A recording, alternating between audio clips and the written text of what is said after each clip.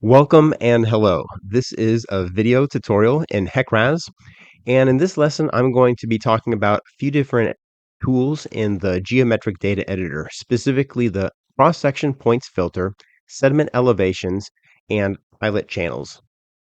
So those tools are going to be in the tools menu. The first one's here, cross-section point filter, fixed sediment elevations, and pilot channels. These three tools are, as you'll see, very important, and we'll give an example on how to use them in this lesson. All right, so let's go ahead and get started. What I have is I've got a river reach with three cross sections at river station 0, 1,000, and 2,000 feet. So if you look at the cross section data, this is what that looks like. River station 0, 1,000, and 2,000 feet. Okay. So let's go ahead and get started with our first of the three tools. That'll be in Tools, Cross Section Points Filter. All right, so this is the dialog box. This tool allows the user to filter out unnecessary points in cross sections.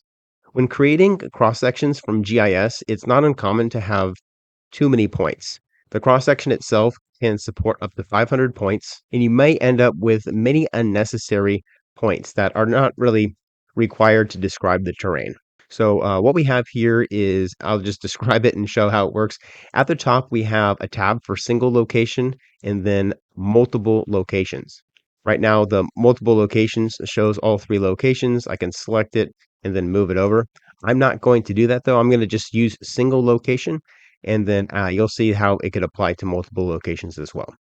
All right, below that, we want to select the river, we want to select the reach, and then we want to select the river station here.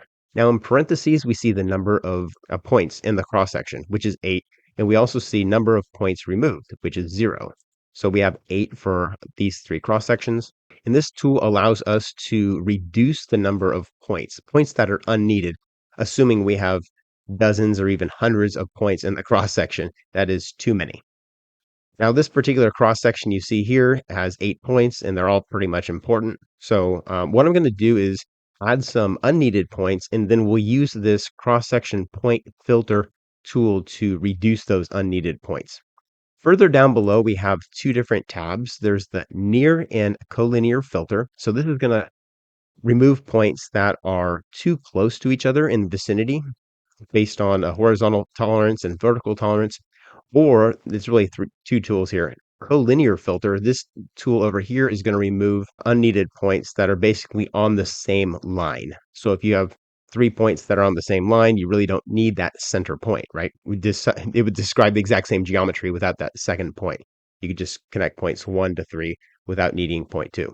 Once you have your data specified, you can click on this filter points on the selected cross section. XS here is short for cross section, and then it will remove unneeded points. You can also click this button to restore the original cross section. So what I'm going to do is add some unneeded points. We'll return to this dialog box and then see this filter in action. To do that, I'm going to go up to the tools menu, and I'm actually going to add some points using this graphical cross section edit using the same cross section here at River Station 2000. I'm going to go up to add points. And what I'm going to do is just maybe add a point right here, add a point right here, and then add a point right here. Okay. So these points aren't really needed to define the cross section. I'm going to use the collinear filter first. So let's close that. Tools, cross section point filter. Okay.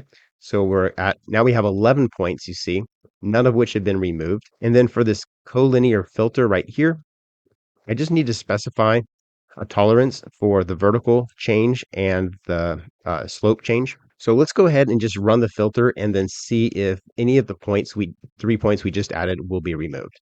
So I'll click on filter points on selected cross section. Okay, none of them were removed.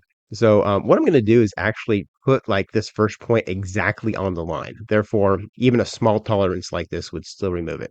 So I'm going to go into my cross sections, cross section at River Station 2000. Okay, that here is that point right here.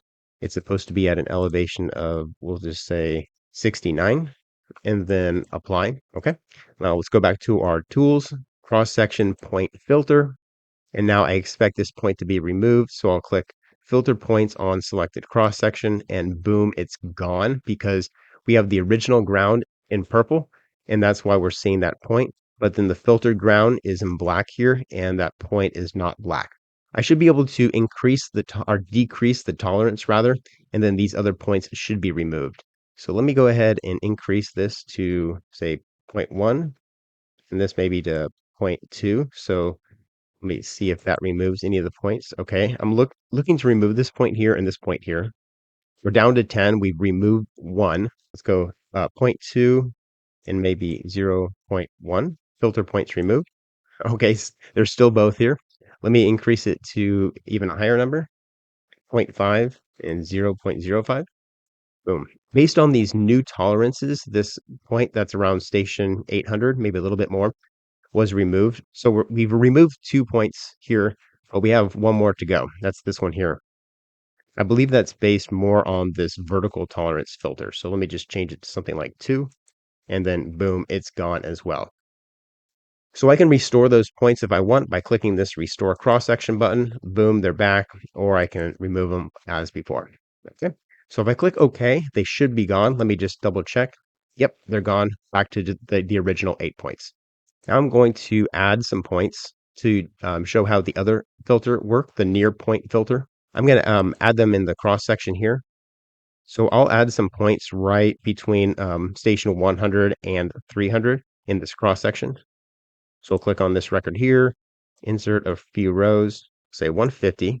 Okay, so I've added data for these 3 new points, and I click apply. So they're all right around here. And I'm basically making such a very small change here. 150, 150.01, 150.02, and then the elevation is just 1/100th of a foot. Okay, so that really doesn't change the cross section, and the filter should take care of that. Tools, cross section, points filter. Here are the 3 points here. We're up to 11 again. We want to remove those 3. So let's start with 0.05 and 0.05 as the near points filter tolerance values, both for horizontal and vertical. And then I'll click filter points on cross section. Okay, it looks like it removed 2 of the 3. I think if I click it again, it will make a second pass and remove the third one. So let me just try this. And sure enough, it did. We're down to 8, and points removed have been 3. Okay, that was the near and collinear filter tab here. There's also a tab right here that says maximize area change. Now keep in mind, this is for cross sections with hundreds of points, for instance. So if you wanted to type in a number here, like if you had 300 points and you wanted it to only be 200, you would type in 200 for the number of points to trim the cross section down to. When you click the filter points on selected cross section, this process drops points one at a time until the cross section is down to that specified number of points. The point that it removes in each pass will minimize the change in area. So it'll basically minimize the change in cuts and fills overall. What I'm going to do is add a point, and then it'll be up to 9, and then I'll set this value to 8, and we'll see how that filter works. Okay, so I'm going to close this. Tools, I'm just going to go graphical again. Options, add a point, add it right there. Close that. Tools, cross-section point filter, and then minimize area change. Set this to an 8, and then boom, it's gone. All right. All right, well, that was it for the cross-section point filter tool. I'm going to click OK. We didn't make any changes here. The next tool is the fixed sediment elevations. So if I go up to tools and then fixed sediment elevations, what we have is a cross section, but we're looking at the side view of the channel. So the river flows downstream, of course, at river station 2000. The invert elevation is 34 feet. And then at river station 0, the invert is 30 feet. This option allows the user to fill in portions of the cross section with sediment at specified elevations. So the default value over here is just showing the inverts and then the sediment elevations. This allows the user to actually type in values manually. So if I wanted to say there was 1 foot of sediment, I could just type it in. So 34 is the invert. So the sediment elevation is 35, and then 33 here and 31. So after that change is made, I can click this update plot button. And what we see in the diagram is 1 foot of sediment. So if I go ahead and click OK and then look at the cross section, we have 1 foot of sediment showing up here for all three of our cross sections. All right, let me go back to the fixed sediment elevations. There are a couple of buttons here to help us make changes. So if I wanted to add 1 foot to all three, I could select all three, click add one, okay. They've all been updated here. It hasn't been saved yet because the text is red or dark brown, whatever color that is. But if I click on update plot, okay, it still hasn't saved yet, but the image has updated. I think if I click OK, that will actually save it. So let me go back to tools, fix sediment. Yeah. So now the text is black and those numbers have been saved. We can also use the multiply tool, set, or copy invert. So a few different tools, which are probably more helpful if you had a lot more rows of data. Over to the left here, we have set range of values. This is another way to auto-populate the sediment elevation. So if I wanted to apply the changes I'm making here, when I click apply sediment elevation to the selected range, then this is the range it's talking about. So if I wanted to select all three, I would just go 2000 down to 0. If I wanted to just select, say, the bottom two cross sections, I would say 1000 down to 0 and so on. I'm going to select all three though. And then down below that, we have an option here for project as a slope or interpolate. Project as a slope allows us to set the elevation of the sediment based on either a constant value or starting at one end and then based on a slope. So if I set a constant of 32 right here and 32 and then click apply, what I'm seeing is 32, 32, 32. Now that doesn't really make sense upstream of this cross section at river station 1000 because the invert is 32.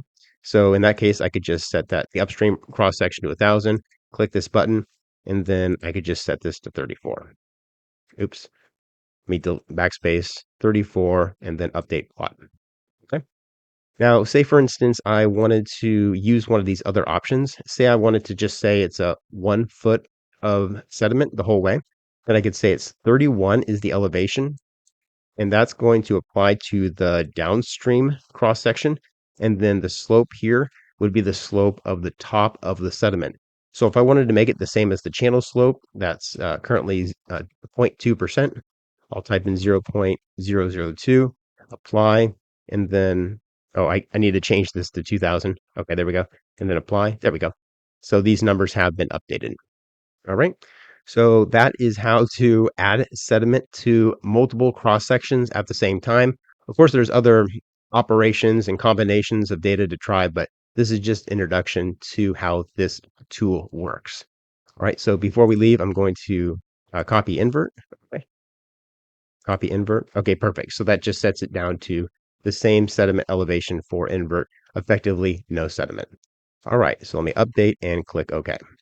The third and final tool I want to talk about in this lesson is called pilot channels.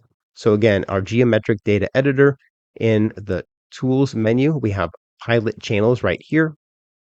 Pilot channels are one of the available options to help prevent models from going unstable. Now, this is specifically for unsteady flow simulations, which are more likely to occur, this instability are more likely to occur at low flows. The user manual talks about why that's the case with regard to large changes in the water surface gradient and so on. You're welcome to read that. I'll leave a link in the description for the 3 separate pages, each for one of the 3 tools I'm talking about in this lesson. The pilot channel cuts a rectangular notch into the bottom of the cross section, and this notch is generally not very wide, typically just 1 foot wide. It helps reduce the model instability at low flows, and it's only invoked during low flows. So once there's plenty of flow in the cross section, then the pilot channel that we're going to create here just disappears. It's not even in the cross section if we click on cross sections. All right, the interface we have here looks similar to what we saw for sediment elevation. Let me make these fields a little bit wider here. Okay. Because we have the display at the top and then the data down below where we can click these buttons to apply cuts and update the plot. I'm going to start by just creating a pilot channel manually. So I have the invert elevation. This is the invert of the pilot channel, which is going to be a little bit lower. I'll say it's going to be 3 feet lower. So I'll say 31 and then 29 and 27. I'll say the width is 1. And the user manual says that the Manning's N should be higher than the original channel, which is 0.05. So I'll just say 0.06. I think it can be the same as well. And then I'll update the plot. Now what we see in this gray line right here represents the channel, the pilot channel. And remember, it's only 1 foot wide. Okay. So if you're having trouble with your unsteady flow simulations due to instability during low flow situations, this is the tool to use, pilot channels. All right, so the right side of the interface is a lot like what we saw with Sediment. We can add some numbers here and then apply the cuts and then see the updates and then update the plot. So just as an example, I'll use the entire range, all three cross sections from 0 up to 2000 River Station. I'll say the channel width, I'll make some changes so we can see the change. I'll say the channel width here is 2 feet. The Manning's N is 0.07 this time. And instead of making the same cut, I'm going to say the invert elevation is a little deeper. We'll say it's 4 feet deep. So we'll say 26 here, representing the invert of the pilot channel at the cross section at River Station 0. So I'm going to click this button right here. And then I'm going to use the same slope, which is 0.002. And then if I click the Apply Cuts button, okay, good. Looks like the data updated appropriately. Now we're 4 feet deep, 2 feet wide, and that updated Manning's N of 0.07. Okay, so I can update the plot. If I click OK, it saves. So I go Tools, Pilot Channels, and I have the data saved right there. As before, there's buttons to add, multiply, and set values. So for instance, if I wanted to change this, I could set the value to 0.05. Okay, it only affects the highlighted cells. If the width is too wide, maybe we want to set it to 1. We could set it to 1, subtract 1, or multiply by 0.5. And okay, so we're down to 1 foot width. All right, I think you get the idea. There's obviously a lot of different options and ways to create a pilot channel, but this is a good introduction. I'm just going to click OK right there and call it good for this lesson. What we talked about in this lesson was some of the geometric data tools, specifically cross-section point filter to remove unneeded points in the cross-sections, fixed sediment elevation, and pilot channels as way to add sediment and set a pilot channel for our cross-sections in HEC RAS.